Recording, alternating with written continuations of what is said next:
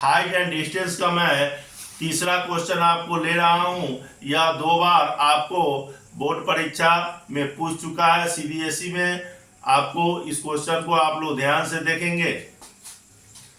The shadow of a tower standing on a level ground is found to be 30 metre longer when the sun's altitude is 30 degree when it was 60 degree find the height of the tower. यानी हम यहाँ पर A B आपको माने हैं। Let the tower equal to A B बराबर H metre. हमको यही फाइंड आउट करना है ए बी को। और हमको सी पॉइंट पर, सी बिंदु पर जब टावर का जो एंगल बनता है वह 60 डिग्री बनता है और डी पर आपको 30 डिग्री बनता है।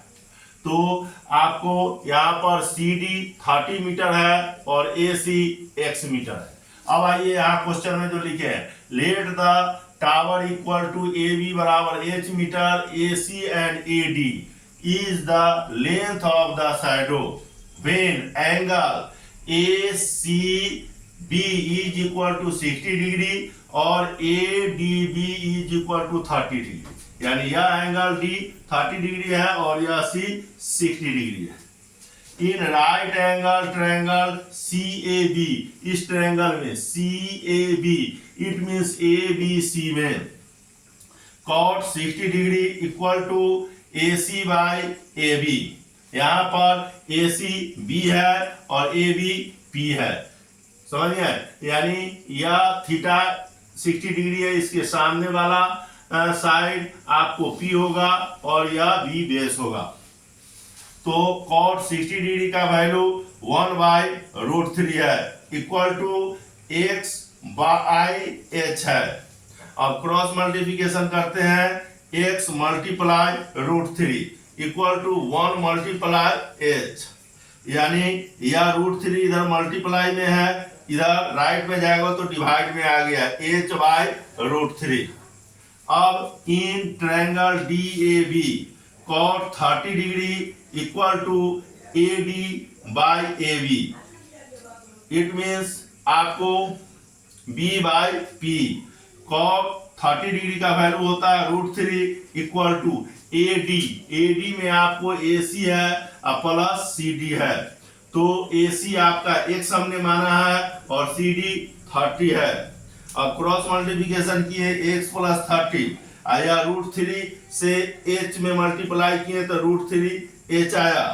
x इक्वल टू आपको यह प्लस 30 है, इधर राइट में गया तो माइनस में 30 हो गया। यानी x का वैल्यू आपको एक बार आया x इक्वल टू h/√3 और दूसरे बार आया x equal to √3 h minus 30। इसी को मैं आगे फिर एक्सप्लेन करता हूं।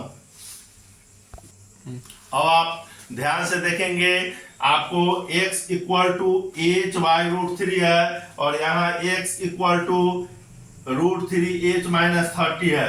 यानी x का वैल्यू दोनों को मैं बराबर करता हूं। तो यहाँ से लिए h√3 इक्वल टू और यहाँ से लिए √3 h माइनस 30।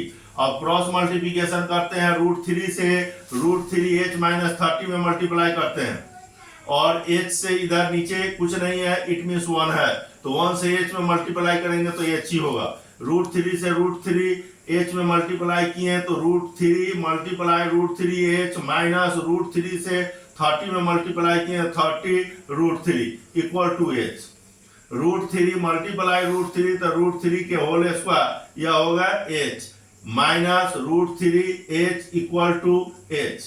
स्क्वायर से रूट खत्म हो गया तो 3h हो गया और इधर राइट में जो h है इधर लेफ्ट में ले आए तो उधर कोई साइन नहीं है तो प्लस है और इधर आया तो माइनस में आ गया। तो और इधर माइनस 30 √3 है और राइट में गया तो 30 √3 प्लस में हो गया। 3h में से h को घट गया तो 2h हो गया। h इक्वल टू 2 इधर मल्टीप्लाई में इधर आया तो डिवाइड में हो गया। 2 से 30 को काटे तो 15 हो गया, 15 √3 हो गया।